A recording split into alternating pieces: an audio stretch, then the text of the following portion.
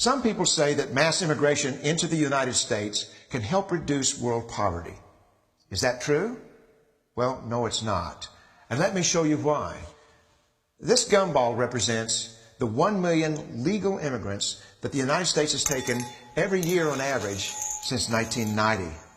Now, who in the world deserves our humanitarian compassion?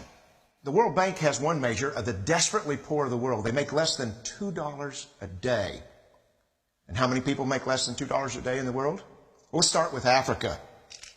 In Africa alone, there are 650 million people who make less than $2 a day. 650 million.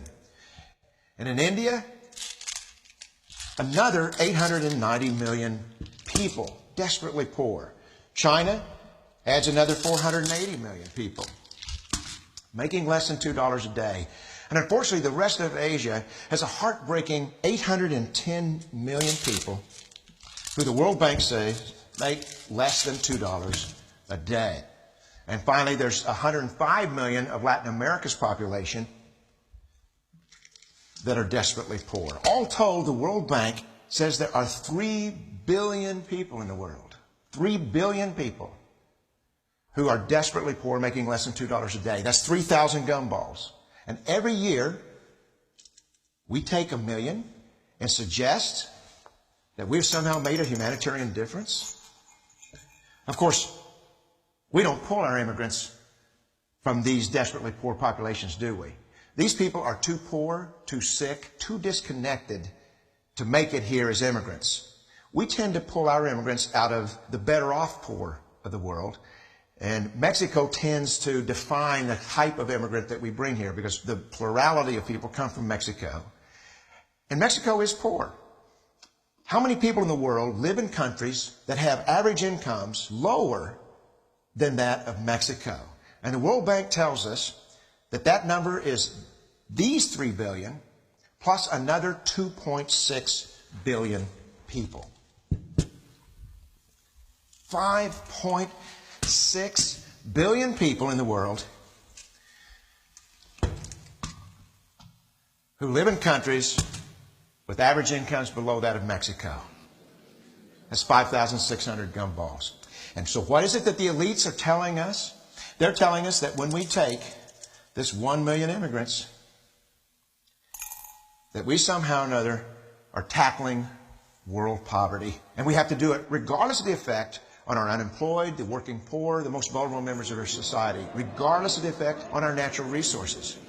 Even if we went by the most radical proposals in Washington, which are to actually double our immigration to 2 million a year,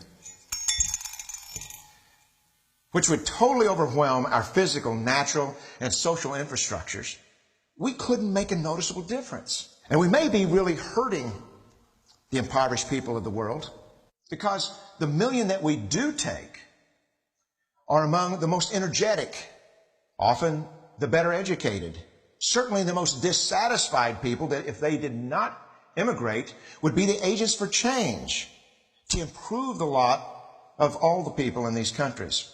The true heroes in the global humanitarian field are the people in these countries who have the wherewithal to immigrate to another country, but instead stay in their countries, to apply their skills to help their fellow countrymen. Unfortunately, our immigration system tends to entice these very type of people to abandon their countrymen. The impossibility of making even a dent is actually worse than it looks here. Because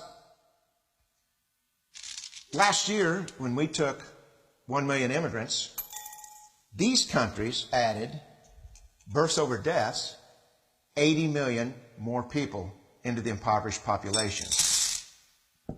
And this year, Congress is bringing in 1 million legal immigrants. And this year, according to the United Nations, these countries are expected to add another 80 million people. And next year, you can be quite sure that Congress, unless stopped by the American voters, will bring in another 1 million immigrants. And these countries, unfortunately, will be adding another 80 million people into these impoverished nations. We could take 5 million a year. But we'd never get ahead of what's happening in these countries. Not in this century. Don't you see? Immigration can never be an effective or significant way to deal with the suffering people of the world. They have to be helped where they live. 99.9% of them will never be able to immigrate to a rich country. There's no hope for that. They have to bloom where they're planted. The only place that 99.9% of these people can be helped is where they live. Let's help them there.